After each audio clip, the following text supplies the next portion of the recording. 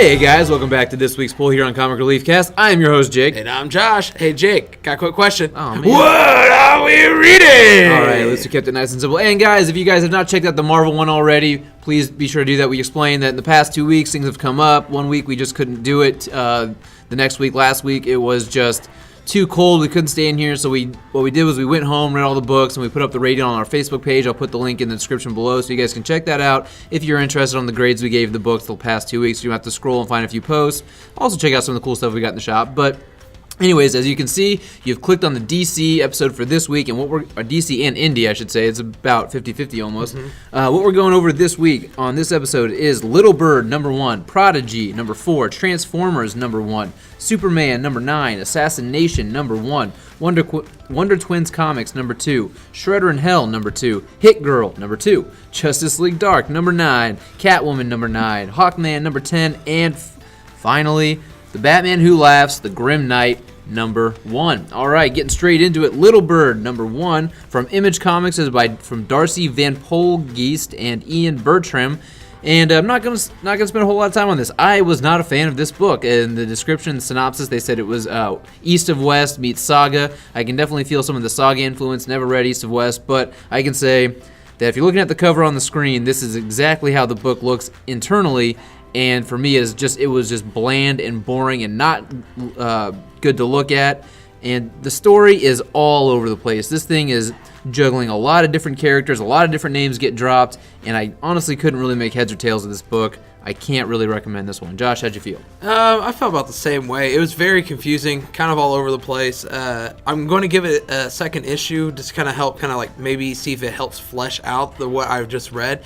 But for an issue 1, that's not good. For you to have to judge a book by its second issue. Yeah, it's just definitely it's not something that brings you in as a reader with its first issue. And honestly, I contemplated a few times just not even finishing it, just putting it back, saying this is just not something for me.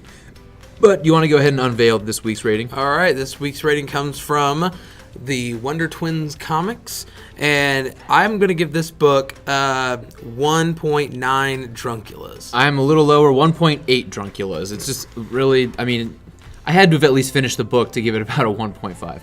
I'm going to move on real quick to Prodigy number 4 by Mark Millar and Raphael Albuquerque. And guys, if you've been reading Prodigy, this one is probably one of the best ones since issue 1. I think it's probably the best issue since then. If you've been following the character, you know what's going on. If you haven't been following this, if you're a Mark Millar fan, if you like things like Old Man Logan or Superior or Jupiter's Circle, Jupiter's Legacy, Kingsman: Secret Service, that kind of stuff, this is probably right up your alley. This is, classic Mark Millar. He's also writing Sharky the Bounty Hunter, which is also really fun so far. But this one is definitely one of the best ones since issue 1. I'm actually really looking forward to the next issue. Mark Millar really knows how to build up towards a big climax, so definitely something I'd be picking up if you're a Mark Millar fan. I'm going to give this issue 3.2 drunkulas. All right, and I read Transformers number 1 by Ruckley and Hernandez.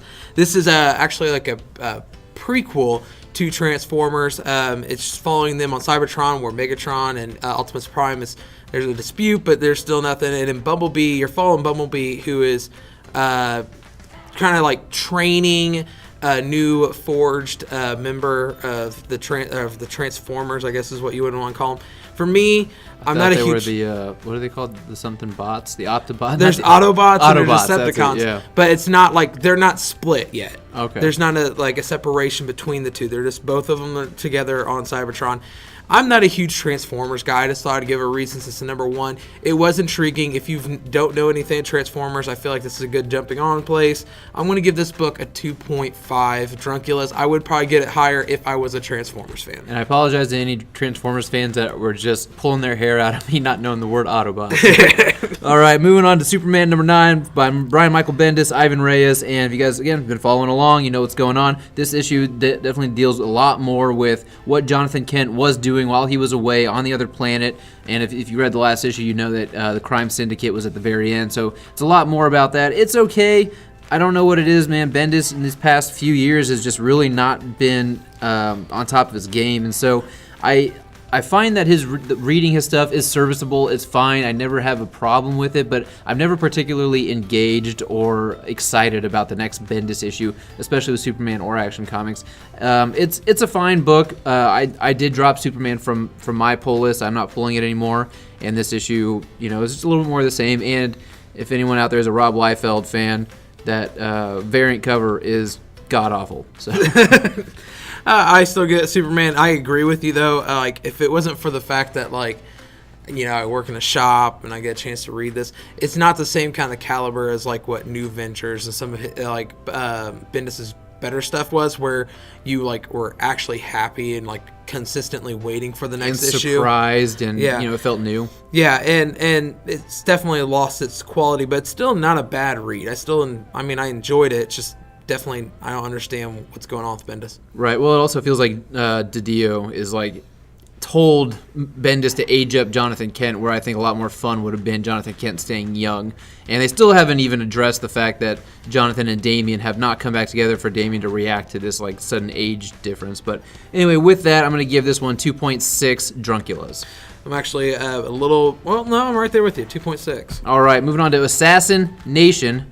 A little play on words there by Kyle Starks and Erica Henderson. And this is kind of a cool little book. It's an issue 1 from Image and Skybound, so guys who did things like Invincible, Skybound as well. It's basically this one hitman who used to be the top dude who's still living in his golden days. He used to be the best assassin in the world. He gets a bunch of the 20 best assassins in the world to kind of, as his own personal bodyguard, trying to figure out who's trying to kill him and trying to surround himself with the 20 best hitmen in the world to protect him. And, it's assassins and hitmen and who can you trust and all that stuff. It's good. It's a cool little book. What'd you think? I thought it was fun. I thought it was a kind of gory, but it was a fun book. It was for adults, but it still had a good time. Yeah, and this honestly reminds me a little bit of a Mark Millar styled storytelling. You know what I mean? It does feel like something like Kingsman, The Secret Service, or something in that vein. And I had a good time reading it. I'm definitely going to check out issue 2. If issue 2 definitely grabs me, I'll probably go back, get this issue 1 on my pull list, and make sure I pick it up. But with that, I'm going to give this one 3.1 Drunculas. I'm at 3.1 Drunculas. Definitely something I'd recommend for someone to try picking up if they want something new, something indie, and they got a light pull this week. Yeah. Moving on to Wonder Twins issue 2, and this one is from, Russell. Darn, what's his first name? Mark Russell. Mark Russell, there we go. And John Byrne, actually. And so, it's following issue 1, and I think this issue is starting to prove a little bit more that what issue 1 didn't really... Stephen Byrne, my bad. I just saw Byrne. Yeah, that's right. It doesn't look like John Byrne at all. But anyway, so, this one kind of proves that issue 1 was a little bit more satirical. I think it had a lot more commentary that it was setting up than I realized. I didn't really glob onto it the way I did on this one. I'm not saying this one was as effective as I wanted it to be, not like Mark Russell's work on the Flintstones or anything, but it's definitely a little bit more commentary on our judicial system and the way this country needs prison reform and things like that. So I gravitated towards that, but I can't say that I'm still excited by this book, that I'm impressed by this book, but it is a decent little read. I said that I was going to give it the second issue to kind of judge about how I feel about this book. This is kind of the content that I was expecting from a Mark Russell book. The reason why we ordered up so much on the first issue, right? And it does kind of hit those things. And I'm different. I'm actually a little bit more excited on reading more of this, because if it does dip more into it like most Mark Russell stuff, then it's going to be really good. But I enjoyed it. I thought it was a fun book, and I thought it was kind of like a good way to kind of speak about something that needs to be spoke about. Right, and I definitely think it's a better issue than issue 1. Like, I enjoyed this a lot more than issue 1. The dynamic that 2 aliens from a different planet come here and they see our prison system and the way that works, and how archaic it seems. I like that perspective, and it does kind of open your eyes a little bit when you think about it in a broader sense. But for that, I'm going to give it 2.75. I thought it was a decent little book. I'm at 2.9.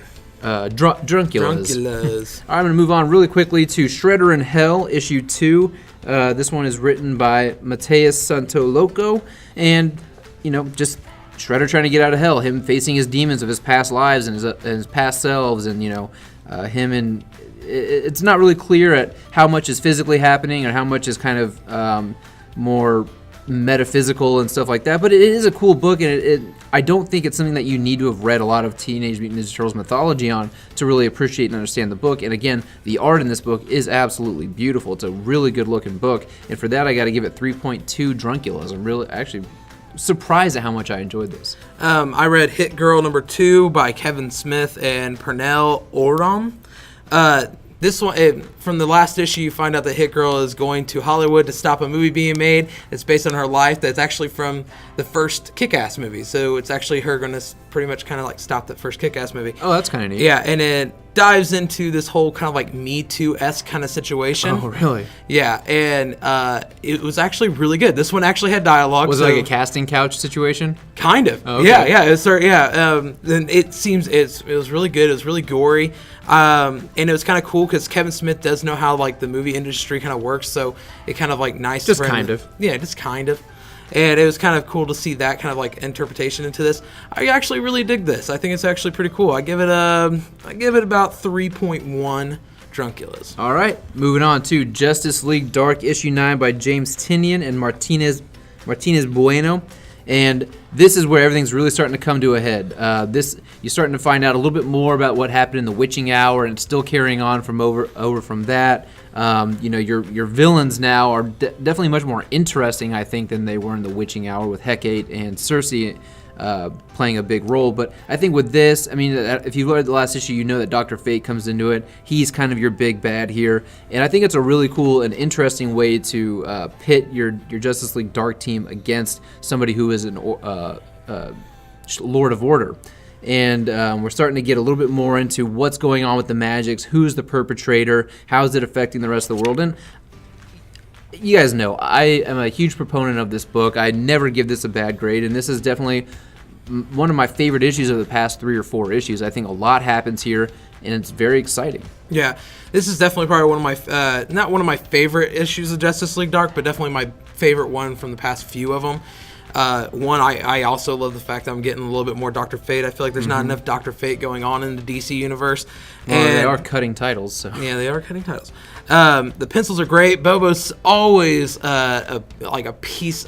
He's a national treasure for DC. He is. He needs to be more respected. He did not get a lot of love in this book. He didn't get a lot of time to shine. But in this he book, got some good lines in it. Yeah. And I'm still digging the storyline. I think it's consistently been a good storyline. Oh, I completely agree. This is definitely one of those series, guys. If you are not reading, I know we say it time and time again, but please read Justice League Dark. This is definitely one of the better offerings from DC, especially now that they just canned Green Arrow. This one just moved up in the list on one of the best series out in DC. So I'm going to give Justice League Dark 3.4 drunculas. I'm giving it 3.7 drunculas. Oh, wow, okay. All right, I'm going to move on quickly to Hawkman, number 10 by Robert Venditti and Brian Hitch. And you guys know, again, I'm always touting this. Hawkman is the unsung hero of DC right now. If you ask me, this is the best DC ongoing series. It's 10 issues in, so yeah, you might have a little bit of trouble picking up back issues if you're not already on this book, but I've turned several people onto this book, and every single person I've talked to that I've turned on to is really excited by this book. They really like it. They can't believe, just like I can't believe, that I am loving a Hawkman series, and it is my favorite thing from DC. Quit bragging about how you turn people onto this book. I'm happy that I turned more people onto this book. Like I said, it's an unsung hero. I think this is definitely something more people need to be paying attention to, more people need to be reading. I do see it gaining a little bit momentum online, and I'm really happy to see that, but everything comes to a head. Like that last issue, I wasn't too happy with. Not happy with, but I wasn't all that engaged with. It didn't get me excited, but this issue is. This is what we've all been waiting for. Everything since issue 1 has been leading to this book and the next issue to come. This one's going to be getting a 3.8 drunculas from me. Nice. I read Catwoman number 9. It's actually written by Ram V. Right. And the pencils, the anterior pencils are done by John Timms. Yeah, Joel Jones. I've been kind of worried about this book ever since I found out that she wasn't writing it. Interesting. Yeah, she stopped doing the pencils there for a little bit, and now she's like taking a break on the writing. And this is a nice little one kind of story, one and done kind of story that if you wanted to jump on, it's a good time to jump on. And this was actually a good issue. I was really worried with her not writing it, how it was going to be. And it was a really cool issue, kind of a very smart issue when it comes to writing for a cat burglar who is as infamous as Catwoman. I'm going to give this book 3.6 Drunculus. What would you give the variant cover that we've got thrown up on the screen? Now, with that variant cover attached to it, I get instantly the rating goes from 3.6 to 3 or 4. But 4? Oh, wow. Yeah, well, that's a beautiful art germ cover. It is. It jumps up. All right, and the last book you guys might all be waiting for us to talk to, which hopefully you didn't fast forward through everything to get here, is The Batman Who Laughs, The Grim Knight, #1 by Scott Snyder, James Tynion, Risso, and Stewart. It's a kind of an all-star cast here on this book. Yeah. And what this is actually it's kind of like the way Dark Knight's Metal works, right? This is kind of a spin-off of the Batman Who Laughs issues. So if you got the first 3 issues of the Batman Who Laughs, you need to kind of pick this one up as the next issue. It may not be numbered that way, but this is kind of the next issue between, I'm going to guess, sandwiched between 3 and 4. 4 is not out yet, but first 3 Batman Who Laughs, then this issue, and it all focuses on the Grim Knight, the kind of character that's been hanging around and lurking in the shadows that we're not really too sure what it is. It's an origin issue. It's exactly what it is. It's an origin issue, but it's also an origin issue that's being told in real time as the events of Batman Who Laughs is happening right now, and the art actually switches to let you know what's going on in real time, and a completely different artist and a completely different style for what we're getting in the Batman Grim Knight past and mythology. And it's actually a pretty good little issue. I mean, it's definitely very small scale. It's very much focused up on the Grim Knight, and actually surprisingly a lot on Jim Gordon, and just the way Jim Gordon works in his world and the way he works in the one that we're dealing with in the Batman that we know. And it's actually a pretty good little issue. My only thing is I think after Dark Knight's Metal and so many different versions of Batman, I've become a little bit inundated with this style of storytelling. Another version of Batman, a different, darker, murderous version of Batman. There can only be so much surprise left to be had when I've seen it so many times with Dawnbreaker, Merciless, Red Death, gone and on and on. I just think that it took a little bit of the wind out of your sails to just have another version of Batman, even though he is cool, even though his origin is pretty much what you'd expect it to be. I still think the story is told well. I actually want to throw in there real quick. It's actually not a 2 different artists when it goes back and forth. It's actually the same artist and same colors. So Really? give props to Russo and Stewart because they do a good job. Make you not real. I would have never guessed. To definitely Wow. take you to a different place. Yeah, I kind of feel the same way. It's not that it's a bad issue. I'm not saying that at all. But it does have this like feel of like Red Death and the Batman Who Laughs tie-ins. Right, like that was we've like seen an it origin before. issue. Yeah, more like the Batman Who Laughs one where, because that one was still going in real time, but also giving an origin. So when you start reading this, you're like, okay, I've heard this story 15 million times. Right. This is with a slight variation of an Elseworlds-like tell.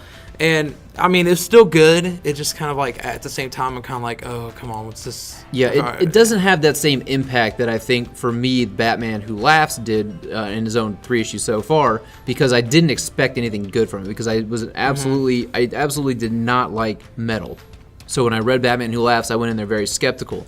Knowing this was a tie-in to Batman Who Laughs made me go, okay, I should be expecting a little bit better quality since I've been really enjoying that. And yeah, it's just kind of truncated feeling because I don't feel like I got the full effect of this Batman because I've seen it before so many times. So I think we're starting to see here there's only so many different ways you can really tell a different alternate version of Bruce Wayne with it still sticking to the same beats that you needed to hit for him to become Batman, but just maybe he takes a different path. And so with that, I enjoyed the issue, not as much as I enjoyed the Batman Who Laughs, but I will give this one a 3.4 Drunculas. I'm at 3.5 Drunculas. Okay, so yeah, we're pretty much in agreement. Pretty much the it went same pretty one. well. Yeah. But guys, that is all we actually no. Let's do it just like we did before. Do All it right. like we did on the Marvel? Yeah, Okay. all right. So if you guys only have, everyone's got a limited budget. So Josh, if you could only recommend 4 of the books that you read for this episode, which would you recommend to our listeners at home? If I can only recommend 4? Yes. All right. I would go Justice League Dark, obviously. It's a no-brainer. I would also go Assassination, because I think that's actually a fun, first issue. And then I do Hit Girl and it'd be a toss-up, a tie between Grim Knight and Wonder Twins. Okay, so my if you guys have got a limited budget and maybe if you've listened to us in the past, you feel like maybe your tastes align more with Josh's, go with his. But if you feel like your tastes more align with me, I'm gonna go ahead and recommend Assassination 1. It's an issue 1. It's something to jump on. It's something to check out. I'd be recommending Justice League Dark. If you're not reading that, go find the trade of volume 1. It is out. I'd be recommending Hawkman. That is my absolute most recommended book. And then I would actually recommend The Grim Knight #1. But that is all we've got for you guys for this week. Thank you so much for listening this far. If you guys have already picked these books up and you've listened to this past Wednesday, please let us know what you thought about the books down below. If you guys haven't already picked them up, let us know what you think you might be picking up based on our suggestions, or maybe not picking up. Hit that like button, hit that thumbs down button. Either way, it helps us out. Share this with your comic book reading friends. And guys, if you're not already, please subscribe to the channel. We're getting within the realm of 1,000. We want to hit that 1,000, and we'd really like if you help us get there. So thank you so much, and we will see you guys next week.